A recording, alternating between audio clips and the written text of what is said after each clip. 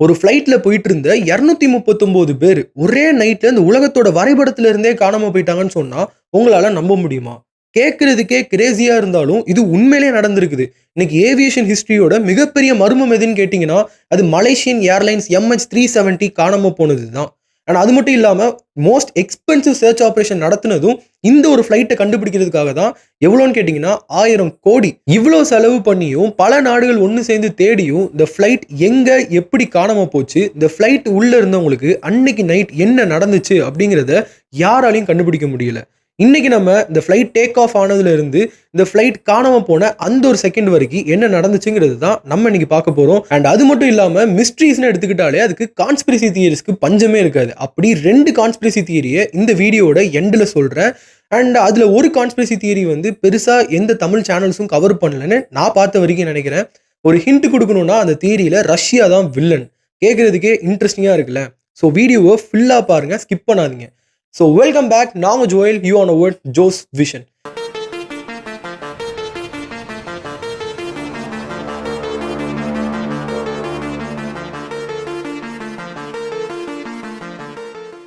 8 March 2014 அன்னைக்கு night உலகத்தையே திரும்பி பார்க்க வச்ச ஒரு நாள்னு சொல்லலாம். அன்னைக்கு நைட் வந்து மலேசியா குவாலாலம்பூர்ல இருந்து சைனா பீஜிங்ல இருக்கிற ஒரு ஏர்போர்ட்டுக்கு போறதுக்காக மலேசியன் ஏர்லைன்ஸ் MH370 ரெடியா இருக்குது. அதுக்குள்ள on board 227 passenger, 12 crew members உள்ள இருக்கிறாங்க. அண்ட் அதுக்கப்புறம் ஒரு 40 நிமிஷத்துக்கு எல்லாமே ரொம்ப நார்மலா ஃபிளைட் அது போக வேண்டிய டைரக்ஷன்ல தான் போயிட்டு இருக்குது. அண்ட் அதுக்கப்புறம் தான் ஒரு மெசேஜ் வந்து பைலட் கிட்ட இருந்து கீழே இருக்கிற ஏர் டிராஃபிக் கண்ட்ரோலுக்கு வருது. அண்ட் அதுதான் பைலட் கம்யூனிகேட் பண்ண லாஸ்ட் மெசேஜ். அதுக்கப்புறம் கம்யூனிகேஷன் சிஸ்டமே ஆஃப் ஆயிடுது. அது என்ன மெசேஜ்னா, குட் நைட் மலேசியன் 370. இதுதான் பைலட் கொடுத்த லாஸ்ட் மெசேஜ் ஏடிசிக்கு. இதுல இருந்து ஒரு 2 நிமிஷத்துல ஃபிளைட்ல இருக்கிற டிரான்ஸ்பாண்டர் வந்து ஆஃப் ஆயிருது. இந்த டிரான்ஸ்பாண்டர்னா என்னன்னா, ஃபிளைட்டோட லொகேஷன் என்ன, ஃபிளைட் எந்த பொசிஷன்ல பறந்துட்டு இருக்குதுங்கிறத கீழே இருக்கிற ஏர் டிராஃபிக் கண்ட்ரோலோட ரேடாருக்கு சிக்னல்ஸா அனுப்பிட்டே இருக்கும். அந்த டிரான்ஸ்பாண்டர் ஆஃப் ஆனதுக்கு அப்புறம் ஏர் டிராஃபிக் கண்ட்ரோலோட ரேடார்ல இருந்து இந்த ஃபிளைட் முழுசா காணாம போயிருது. இங்கதான் மலேசியன் கவர்மெண்ட் ஒரு பெரிய தப்பு பண்றாங்க. ஃபிளைட் ரேடார்ல இருந்து காணாம போனதை 17 நிமிஷம் கழிச்சு தான் நோட் பண்ணிருக்காங்க. அதுவுமே என்ன சொல்றாங்கன்னா, வியட்நாமோட ஏர் ஸ்பேஸ்க்குள்ள MH370 என்டர் ஆகாததுனால அவங்க வந்து மலேசியாவை கான்டாக்ட் பண்ணி, என்னாச்சு இன்னும் MH370 என்டர் ஆகலை எங்க ஏர் ஸ்பேஸ்ல, அங்க எதுவும் டெக்னிக்கல் இஷ்யூ ஆயிருச்சா, ஃபிளைட் டேக் ஆஃப் ஆச்சா அப்படின்னு சொல்லி கேட்கும் போது தான் இவங்களே நோட் பண்றாங்க ரேடார்ல MH370யோட சிக்னலே கிடையாது அப்படின்னு சொல்லி. அண்ட் இதுக்கப்புறம் தான் இவங்க பாக்குறாங்க ஏதோ சம்திங் வென்ட் ராங், அங்கேயும் போகல, சிக்னலும் வரமாட்டேங்குன்னா, அப்போ இதுக்கு நடுவில் ஃபிளைட்டுக்கு ஏதோ பிரச்சனையா இருக்கும், ஃபிளைட் ஒருவேளை சவுத் சைனா சீல கிராஷ் ஆயிருக்குமோ அப்படிங்கிற ஒரு பயம் எழும்புது. ஏன்னா ஃபிளைட்டோட சிக்னல் வந்து கடைசியா வந்த இடம் வந்து சவுத் சைனா சீக்கு மேல. அதுக்கப்புறம் சவுத் சைனா சீ மேல ஒரு பெரிய சர்ச் ஆபரேஷனை நடத்துறாங்க. அந்த சர்ச் ஆபரேஷன்ல எதையுமே கண்டுபிடிக்க முடியல. ஒரு ஃபிளைட் கிளாஷ் ஆனதுக்கான எந்த ஒரு எவிடன்ஸுமே கிடையாது.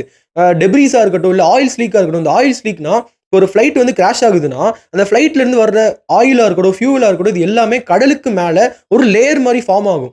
அது ஏதாவது இருக்கான்னு சொல்லி தேடி பார்க்குறாங்க. அந்த சைனும் கிடையாது.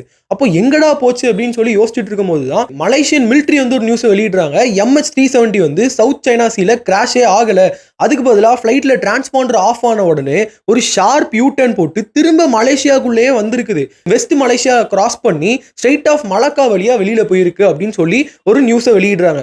அது எப்படி டிரான்ஸ்பாண்டர் ஆஃப் ஆகிட்டு ஏடிசி ரேடார்ல சிக்னல் இல்லைன்னா மலேசியன் மிலிட்ரியோட ரேடார்ல மட்டும் எப்படி சிக்னல் வந்துச்சு அப்படின்னு கேட்டிங்கன்னா, ஏன்னா மிலிட்ரி ரேடார் வந்து டிரான்ஸ்பாண்டரை வச்சு இயங்குறது கிடையாது. அந்த ரேடார்ல இருந்து வர ரேடியோ வேவ்ஸ் வந்து மேலே இருக்கிற ஃபிளைட்டை டச் பண்ணிட்டு கீழே வந்து மேலே ஒரு ஃபிளைட் இருக்குன்னு சொல்லி டிடெக்ட் பண்ணும். ஸோ இப்படி இயங்குறதுனால மலேசியன் ஏர்லைன்ஸ் வந்து வெஸ்ட் மலேசியா கிராஸ் பண்ணி போகும்போது மிலிட்ரி ரேடார்ல வந்து டிடெக்ட் ஆயிருக்குது. அப்போ இதை டிடெக்ட் பண்ண உடனே எதுக்காக மலேசியன் மிலிட்ரி வந்து ஃபிளைட்டை கான்டாக்ட் பண்ண ட்ரை பண்ணல அப்படின்னு கேட்டிங்கன்னா, மலேசியன் ஏர்லைன்ஸால மலேசியாவுக்கு என்ன தெட்டு இருக்க போகுதுன்னு சொல்லி அதை பெருசாக கண்டுக்கிறாம விட்டுட்டாங்க. ஆனால் அவங்க பண்ண தப்பே அதுதான். அந்த ஃபிளைட்டை அப்போ கண்டுபிடிச்சிருந்தா கூட அந்த ஃபிளைட் எங்கே போகுதுங்கிறதையாவது கண்டுபிடிச்சு, அந்த ஃபிளைட் கிராஷ் ஆகிற இடத்தையாவது அட்லீஸ்ட் கண்டுபிடிச்சு என்ன நடந்துச்சுங்கிறத தெரிஞ்சிருக்கலாம். ஆனால் அந்த டைமில் விட்டுட்டதுனால அது ஸ்ட்ரெயிட் ஆஃப் மலக்கா கிராஸ் பண்ணி ஓப்பன் சீக்கு போயிடுச்சு.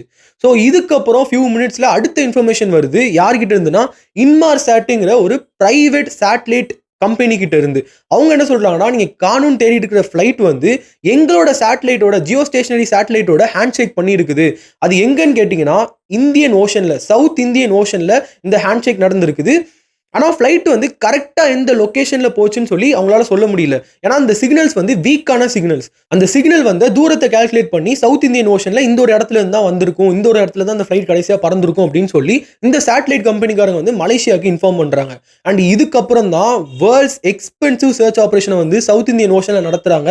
இந்தியா உட்பட பல நாடுகள் ஒண்ணு சேர்ந்து சவுத் இந்தியன் ஓஷன்ல வலை வீசி தேடி பார்க்கறாங்க. ஒரு துரும்பு கூட கிடைக்கல. அதுக்கப்புறம் 1.5 வருஷம் கழிச்சு 1.5 வருஷம் கழிச்சு மடகாஸ்கர் கிட்ட ஃப்ளைட்டோட ஒரு விங்ஸ் வந்து கரை ஒதுங்குது. அதை எடுத்துட்டு போய் செக் பண்ணதுக்கு அப்புறம் தான் சொல்றாங்க இது MH370 ஓட விங்ஸ்ன்னு சொல்லி கன்ஃபார்ம் பண்றாங்க. ஸோ அப்போ வந்து ஃப்ளைட் வந்து இந்தியன் ஓஷன்ல ஏதோ ஒரு பகுதியில் வந்து கிராஷ் ஆயிடுச்சுன்னு சொல்லி தெரியுது. ஆனா ஃப்ளைட்டுக்கு வெளியில இருந்த சினாரியோ நம்ம பார்த்துட்டோம் என்ன நடந்துச்சுன்னு சொல்லி. அப்போ ஃப்ளைட்டுக்கு உள்ள என்ன நடந்திருக்கும், ஃப்ளைட்டை யாராவது ஹைஜாக் பண்ணிட்டாங்களா அப்படின்னு கேட்டீங்கன்னா, இப்போ ஃப்ளைட்டை ஹைஜாக் பண்றாங்கன்னா அதுக்கான ரீசன் என்ன? இந்த படத்துலலாம் பார்க்குற மாதிரி ஃப்ளைட்டை ஹைஜாக் பண்றாங்கன்னா அவங்களோட டிமாண்ட்ஸ் வந்து கவர்மெண்ட் கிட்ட வைப்பாங்க. அது பணமா இருக்கலாம், இல்ல ஜெயில்ல இருக்க ஏதாவது ஒரு டெரரிஸ்ட்டை வெளியே விட சொல்லலாம். அப்படி இல்லைன்னா கவர்மெண்ட் கிட்ட ஏதாவது ஒரு கோரிக்கை வைக்கலாம். இது எதுவுமே பண்ணலையே. எந்த ஒரு காலுமே வந்து கிரவுண்டுக்கு பண்ணல. அப்பனா ஃப்ளைட்டை ஹைஜாக் பண்ணியிருக்கிறதுக்கான பாசிபிலிட்டிஸ் வந்து கம்மி. அப்போ பைலட்டே வந்து ஃப்ளைட்டை ஹைஜாக் பண்ணி அவர் பண்ண சூசைட் மிஷனா இது அப்படின்னு சொல்லி நிறைய பேர் வந்து பேச ஆரம்பிச்சிட்டாங்க. இதுக்கப்புறம் பைலட் ஜஹாரி அகமது ஷாவோட வீட்டை சர்ச் பண்ணதுக்கு அப்புறம் அங்கிருந்து ஒரு ஃப்ளைட் சிமுலேட்டரை கண்டுபிடிக்கிறாங்க. இந்த ஃப்ளைட் சிமுலேட்டர்னா என்னன்னா, அந்த மால்ஸ்லாம் கேம் ஜோன்ல வந்து ஒரு பொம்மை பைக் மாதிரி வச்சு முன்னாடி ஒரு ஸ்க்ரீன்ல வந்து ஒரு ரேஸ் ட்ராக்ல ஓட்டுற மாதிரியே காட்டியிருப்பாங்கல்ல. ஸோ அந்த மாதிரி அதை வந்து பைக் சிமுலேட்டர்னு சொல்லுவோம். ஸோ ஃப்ளைட் சிமுலேட்டர்னா ஒரிஜினல் ஃப்ளைட்டோட காக்பிட் மாதிரியே டிசைன் பண்ணி முன்னாடி 3 ஸ்க்ரீன்ஸ் வச்சு உண்மையிலேயே ஒரு ஃப்ளைட் கேம்ல ஓட்டுற மாதிரி காட்டுறது தான். ஸோ அந்த கேமை ஒரு வீட்டில் வாங்கி வச்சு விளையாண்டுட்டு இருந்திருக்காரு. அந்த ரெக்கார்ட்ஸ் எடுத்து பார்க்கும்போது அவர் டேக் ஆஃப் பண்ண எல்லா ஃப்ளைட்டையுமே வந்து கரெக்டாக லேண்ட் பண்ணிடுறாரு. ஆனால் ஒரே ஒரு ஃப்ளைட்டை தவிர அந்த ஃப்ளைட்டும் சேம் MH370 எந்த வழியில கொண்டு போனாரோ அதே மாதிரி இந்தியன் ஓஷனுக்கு கொண்டுட்டு போயிருக்காரு. ஸோ இங்கே தான் எல்லாருக்கும் டவுட் வருது. பார்த்தீங்களா, ப்ராக்டிஸ் பண்ணியிருக்காரு, அப்போ இவர் தான் பிளான் பண்ணி இதை பண்ணியிருக்காரு அப்படின்னு சொல்லி மக்கள் எல்லாரும் சேர்ந்து கை காட்டுறாங்க. நிறைய பேர், எல்லாரும் கிடையாது, ஒரு குரூப் ஆஃப் பீப்புள் வந்து பைலட் வந்து கை காட்டுறாங்க. ஆனா கவர்மெண்ட் என்ன சொல்றாங்கன்னா, ஒரு கேமை பார்த்துட்டு பைலட் தான் பண்ணியிருப்பாருன்னு சொல்லி அக்யூஸ் பண்ண முடியாது. இது வந்து கோஇன்சிடென்ட்டா கூட இருக்கலாம் அப்படின்னு சொல்லி கவர்மெண்ட் சைட்ல இருந்து சொல்லிடுறாங்க. பைலட் மேல எந்த ஒரு அக்யூஸும் பண்ணல கவர்மெண்ட் வந்து. இது கான்ஸ்பிரசி தியரி 1. ரெண்டாவது கான்ஸ்பிரசி தியரி என்னன்னா, ரஷ்யன்ஸ் தான் பிளான் பண்ணி இந்த ஃப்ளைட்டை ஹைஜாக் பண்ணிட்டாங்க. உலகத்தோட பார்வையை மலேசியா பக்கம் திசை திருப்புறதுக்காக இந்த ஒரு வேலையை பார்த்துட்டாங்க அப்படின்னு சொல்லி யார் சொல்றாருன்னா, ஜெஃப் வைஸ்ங்கிற ஒரு ஏவியேஷன் ஜேர்னலிஸ்ட் சொல்றாரு. இவர் எதுக்காக இதை சொல்றாருன்னா, 2014ல தான் இந்த ஃப்ளைட் காணாம போன அதே வருஷத்துல தான் ரஷ்யா வந்து உக்ரைனோட கிரீமியாங்கிற ஒரு ஐலாண்டை வந்து அபகரிச்சாங்க. அதுக்கு பின்னாடி நிறைய பொலிட்டிக்கல் ரீசன்ஸ் இருக்கு. உக்ரைன்ல அந்த டைம்ல ஆட்சி மாற்றம் நடந்தது. அதை பத்தி பேசினா இன்னொரு 5 மினிட்ஸ் 10 மினிட்ஸ் போயிட்டே இருக்கும்.